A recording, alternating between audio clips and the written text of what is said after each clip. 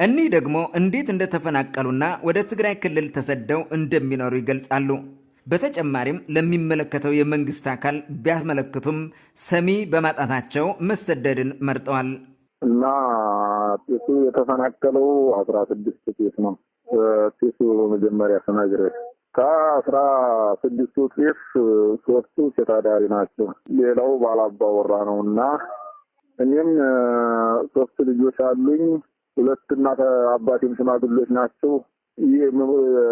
የኔ ቤት ቤቴ ብቻ 45 ቆርቆሮ የፈጀ ቤት ነው የወጣሁት። በዛ እኔ በላይም እንደዛው ንብረት ያላችሁ ወጥተዋል።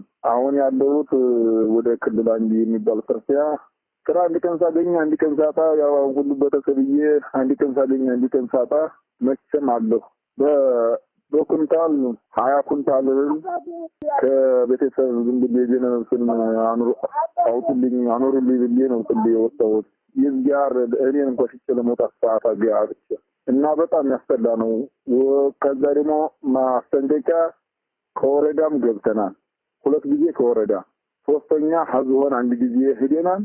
ግን አሁንም በጨለማና በመሊያጠቁና ስለተሰለፉ እኛ ግን ነብዛችን 3 ጊዜ እንደወጣ ነው። 1 ጊዜ ሀዝሆን 2 ጊዜ ወረዳ እንደሄድን ነው።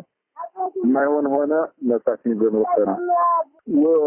ወረዳው ጋልጅብላ ይባላል። ቀበሌቱ ደግሞ 09 ዋላዚ ማርያም ትባላለች። ዞኑ ሰቆጣ ዋግብራ ነው። ሰቆጣ ቀበሌው ጋልጅብላ ወረዳ አስከተማ ልዩ ቦታ የወጣንባት ቦታ 09 ዋላዚ ማርያም ትባላለች። ግለሰብ ናቸው፣ እንደኛ አርሶ አደር ናቸው። በኋላ ግን ሳን የሚባል ድርጅት ይዘው ነው የሚያስመስሉ ነው። እሱን ይዘው ነው የዘመቱብን ነው። ለግለሰቡ ብዙም አልተከናነፍንም። ከሀባ ተደክተን ያው እየተጋፈጥን አብረን ያው እየተመታንን እየተዋቀርን እንኖራለን። አሁን ግን በውትድርና አካል ሲመጣብን ነው የሸሸነው። ሀሳባችን ድሮ ያው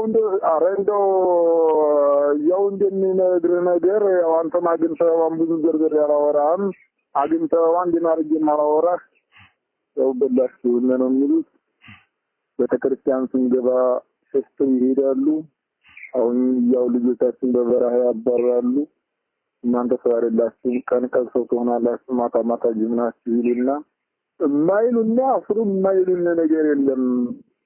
ምንም የማይባል ነገር የለም። ምንም ተንትነንም አንዘልቀውም። እንኳን በስልክ ብሶታችን መቼም መጠረጠር ያለው ላውራ ብዬ ነው እንጂ ብሶታችን እንኳን በስልክ ቁጭ ብለን አውርተን የሚጨረስ ነገር አይደለም። አንዲት የልጅ አብዳ